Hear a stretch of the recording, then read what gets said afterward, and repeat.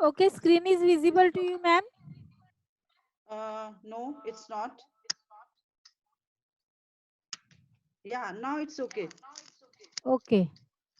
Wait, okay. Okay. Ah. Okay, ma'am. It's okay now. Okay, fine. So let's start the meeting, okay? I think I won't be now able to see my, no, sorry, handle my, slides. You're going to do it for me. Yeah. Hmm? Okay. Okay, just So, tell me that change the slide. I'll change the slide, okay? okay, fine. Fine, okay. So come to the first, slide, Wait, first of all, just wait, ma'am. I'm going the to title one. myself first, and then we'll Uh, start, okay? Oh, okay, fine. so good afternoon, all, and welcome to this fourth webinar. The subject or the topic of the webinar is learning by discovery, and we are happy to have Dr. Anita Sharma, Associate Professor, HOD of RKMV Shimla from Himachal Pradesh, India. She is the president of LTI Shimla chapter as well. Dr. Anita Sharma has been teaching English to UG and PG classes since 1989 in various colleges belonging to Maharashtra and Himachal Pradesh. At present, she is teaching at Rajkiya Kanya Mahavidyalaya at Shimla. So we are very happy that she is now with us to discuss with this topic. Okay. So today's topic is learning by discovery. I think we should start the webinar because we are already late. So please, ma'am, over to you. Start the topic. Thank you so much, Kalpana. It's a really wonderful meeting all of you over here, and especially the topic, which I have selected and which you have given to me, that is learning by discovery. And it's a very wonderful thing, the latest, concept which is happening in the 21st century, and people are going along with them. I think when we talk about the Western concept, am I audible? Voice is okay? No, voice is very low. Very low. I just wonder why. Okay, let me have it here. So can you hear me now? Yes. Okay. Hello? Okay. Is it okay? Okay. Or can I have some more adjustments?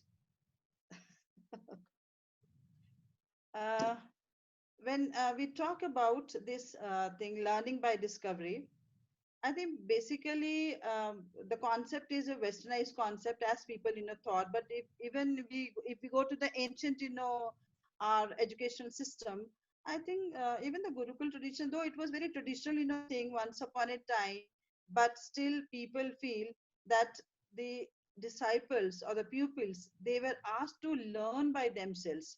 They have to go do the research, do the search, and they would come up with the practical knowledge. That means learning by discovery as a whole. So because this uh, proper seminar is for the teachers, so I just wanted to give them the recipe of the thing. First of all, as when we cook something, we give the recipe. Similarly, I wanted to give what actually discovery learning is, who were the theorists who actually worked on it, who were the psychologists who actually worked on it, and how actually they came up with certain policies, or maybe with certain principles, and how actually they gave whole the scenario which is there in the present generation, and how we are actually dealing with this. So let me come to the very first slide, that is the introductory slide. Introduction. Kalpana, please. Introduction. Yes, this is in the introduction. We would only see why discovery learning in the 21st century. New kinds of learning are always being implemented by educational institutions in an effort to improve the quality and reputation of their own institutions, and of course, to better the quality of education that their students and pupils receive. New and innovative methods have become commonplace in schools, colleges, and universities, and one of these interesting methods of learning is discovery learning in the 21st century. Discovery learning is a technique of inquiry based learning with constructivist based approach to education, supported by the work of the theorists and psychologists like Jean Piaget, Jerome Bruno, and Seymour Papert.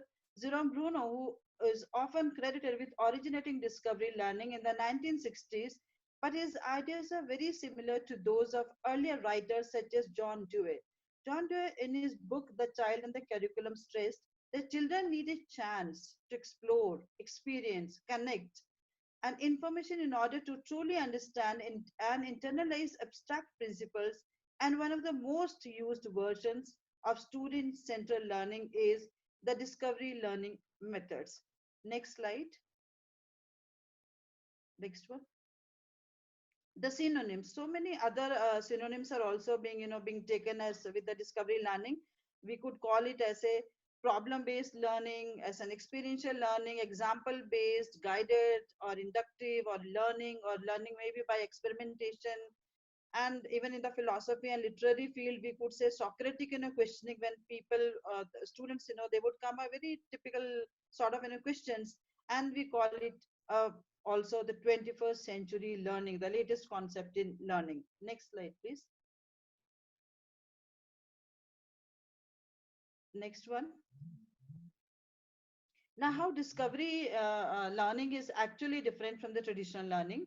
The three attributes listed above combine to make discovery learning much more different than the traditional learning for five main reasons. First, learning is active rather than passive, because discovery learning is quite active. Second, learning is process oriented rather than content oriented. Third, failure is important. Fourth, feedback is necessary. And last, understanding is actually deeper. When we talk about failure, failure in discovery learning is related to a unique lesson and learned from Thomas Edison. Edison is said to have tried as many as 1200 designs for light bulbs before he found one that actually worked. When we talk about the failure, the failure is very important in discovery learning. Student learning is enhanced, deepened, and made more permanently by discussions of the topic and other learners.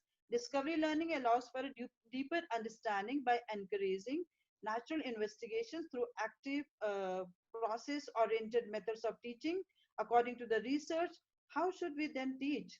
Then Baum states, quote, traditional teaching and learning methods do not seem to be able to create the employee business. Look for today, it may be that there are other approaches to learning that would be have greater success. Discovery learning seems to be a promising approach for a number of reasons. And from that issue, the writer wants to use discovery learning to building students' character, because not only the knowledge but also the attitude of the student must be created in the learning process. So at the deeper understanding, we need to understand both the concept, because if we talk about the traditional learning, I think traditional learning no doubt is a one way process, while that discovery learning is a two-way process in which the children or the students or the pupils or the learners, they are far more comfortable. Is it okay? Am I audible? Hello, am I audible? Yes, ma'am, you are audible. Please carry on. Next one. Next slide. And then comes, when in a discovery learning, the most important aspect is the happiness which is seen on the learners face. The aim of any education is actually to attain the ultimate happiness, and that is to create autonomous learners. Language and expressions are important for the increasing ability to deal with abstract concepts. Bruner argues that language can code stimuli and free an individual from the constraints of his appearances and provide more flexible cognitions. So discovery learning in a way is a kind of teaching that is based on the students finding things out for themselves, looking into problem, asking questions in the classroom, solving exercises. Educational programs are going on with their own experiences and knowledge in the studies and further information to improve their understanding. Discovery learning is used across the United States in regular schools, but it has also been popular in special need facilities for students with disabilities, and which is occurring in India also for learning problems. It has been proven time after time that discovery learning is an incredibly effective method of teaching among special needs students for getting them involved. The five major benefits of this kind of learning are engagements. You can engage the students, motivation, students get motivated to do the things at their own, They're having independence. Then the retention is very important because they could retain the thing which they have learned during this time for a longer time, and lifelong results, and the things are being actually implemented by them throughout the life. And the satisfaction on the faces of the learners give a trainer or teacher a huge respite with much expressive the aha moment. When they get the thing finally, the destination is reached, they are happy and they say, ah. Even the teacher says, ah, my pupil have learned the thing because they have discovered it on their own. The present review summarizes three general approaches which have been shown to be facilitate guided discovery learning, strategic presentation of materials, consequential feedback, and probing questions and self explanations. You have to explain yourself, again and again to learn more and more. Next slide. Next slide, please. The theorist. These are very important for the teachers, actually those who are trying to implement this particular kind of teaching and learning into their curriculum, into their daily, schools, or maybe the colleges, or maybe to their learners. The very first theorist who actually talked about in detail, and he wrote so many books on this, that was Jerome Bruno. Jerome Seymour Bruno was an American psychologist who made significant contributions to human cognitive psychology and cognitive learning theory in educational psychology. He was from the educational psychology field. He was actually a senior research fellow in New York University, and later he worked in Harvard. He also worked in Oxford University, and he has written lot many reviews on general psychology. And he's also cited one of the most important psychologists in the field of education. When we talk about Bruner's concept, he was the pioneer of cognitive psychology in the United States, which began through his own early research on sensation and perception as being active rather than passive process. Bruno published his study Value and Need as organizing factors in perception, in which poor and rich children were asked to estimate the size of coins or wooden discs, the size of American pennies, nickels, dimes, quarters, and half dollars. The results showed that the value and the need for the poor and rich children associated with coins caused them to significantly overestimate the size of the coins, especially when compared to their more accurate estimate of the same size. I mean to say, what he did, he actually presented coins in front of the students. Some of were made of the true coins of American currency, some of wooden coins, some steel coins. And then he saw what kind of perception the students were having from those coins. Those who were rich people, they have different perceptions. Those who were the poor people, they had different perception for those coins. So that is a that we say cognitive kind of perception. In these series of experiments, he also called the new look psychology, which challenged psychologists to study not just an organism response to a stimulus, but also in its internal interpretation. After these experiments on perception, Bruner turned his attention to the actual cognition that he had indirectly studied in his perception studies. The next, slide. Next slide, please. Our next theorist is Benjamin Samuel Bloom. What we say now, Bloom taxonomy, that is also very, very important. He was also an educational psychologist from America, and he wrote the book, The Taxonomy of Educational Objectives. And when he talked about his Bloom's taxonomy, he says it was one of the first attempt to systematically classify levels of cognitive functioning and give structure to the otherwise amorphous mental process of gifted students. He wanted to give a class to the students, like we say, they are the brilliant one, they're the average one, they're the best one. I think this sort of classification was being done in the Bloom's taxonomy concept. The next slide. There are some other theorists also. The minor theorists in between, before Montessori had come into the scene, there was Retta Gouldsbury, who actually talked about all the concepts which are being taken by Zerom basically, and she actually talked about the constructive based teaching. Another one was Galavino Gattigino. He also talked about in detail. But before that, I would like to, I think, just go to back. Kalpana, please go back. I think you left one theorist. Before Mari, I would like to talk about Gattignino. Sorry. Is it there? Go back, Yes. backslide. Wait.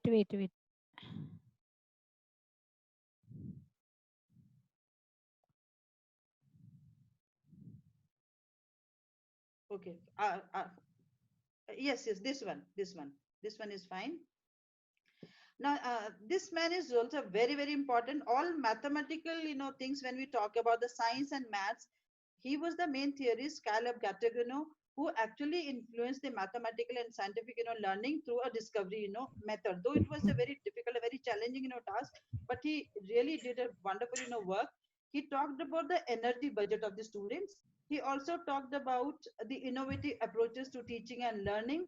He was also the inventor of the pedagogical materials for each of these approaches and the author of the more than 120 books. When he talked about the energy budget, he says every student has different, energy budget, and No, that budget could be given an unit as Ogden.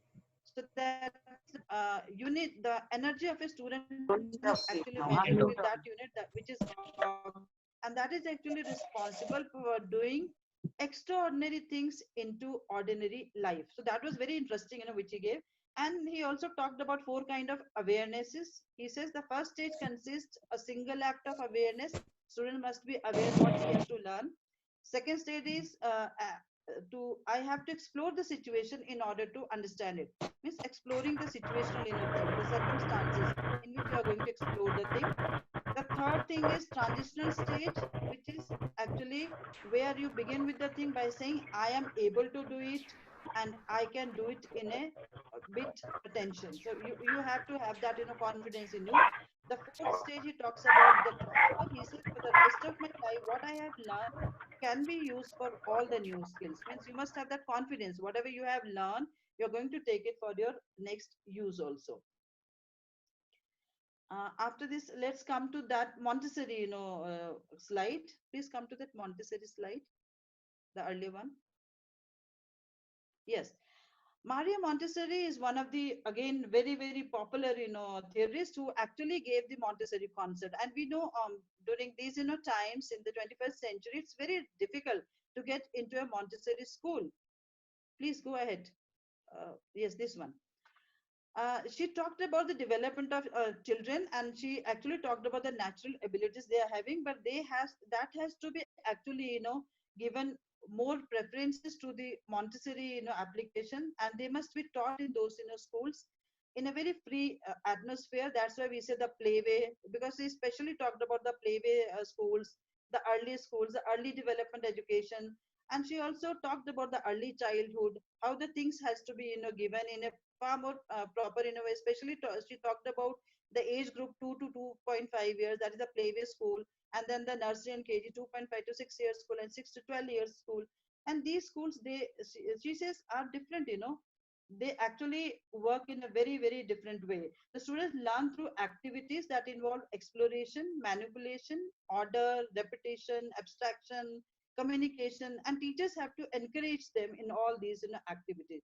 She also says that abstract concept is based actually on the newly developed parts of reasons, imagination, and creativity. So Montessori school is basically to develop reasoning, imagination, and creativity in a new learner, and that is a thing which could be cultivated for the lifelong learning. And after this, go to the next slide, please. Next, no, before this, yes, this one. There are few minor other theorists also, like Jean Piaget, very important psychologist over here, who has given the Piaget's theory of cognitive development and genetic epistemology. He's talking about, where he talked about the age and the cognitive receptivity. He says the research program actually must contain sociological model of development, biological model of intellectual development, biologically how intellectually you are right, the elaboration of logical model, and the study of the figurative thought. The other one is William Spady. William Spady talks about the outcome based education. He says we must give outcome based education. What is the outcome of a particular education? That is bringing heart and soul to the education.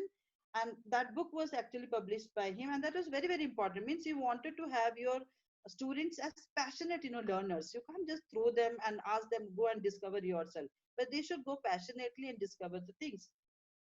The very important Mark Tucker is the one who is actually being often referred to all education policies, because he had given the basic educational reforms which are still going on in the 21st century. So whenever we talk about the educational reforms in our system, in maybe in the Western concept or in the Eastern concept, I think people always remember Mark Tucker. And then one Russian psychologist is also there, Lev Gotsky. He talks about in a Marxist way, but he says the socio-cultural perspective and the consciousness of the students are also to be considered for a long-term relationship and development of higher psychological functions, which actually give the right way of presenting the thing. And after this, let's when we read all these theories, I think we can talk about one particular theory, that is the constructivist theory. Next slide, please. Constructivist theory. Bruno here argued that there are two forms of thinking, the paradigmatic and the narrative. The former is the method of science and is based upon classification and categorization. The alternative narrative approach organizes everyday interpretation of the world in storied form, that is narration, what we say. The challenge of contemporary psychology is to understand this everyday form of thinking. So both the things are to be taken into account. Paradigmatic mostly for the science learners, and narrative is mostly for the social science learners. Modern discovery learning approaches relate to constructivist theory, and therefore Bruno is considered a father of discovery learning by many authors. In his book in the Encyclopedia of Education Technology, one can find a quote from Bruno where he says, emphasis on discovery in learning has precisely the effect on the learner of leading him to be a constructionist, to organize what he is encountering in a manner not only designed to discover regularity and relatedness, but also to avoid the kind of information drift that fails to keep. You can't teach people everything they need to know. The best you can do is position them where they can find what they need to know when they need to know it. Even Seymour Papert accounts for the uses to which information might have to be put.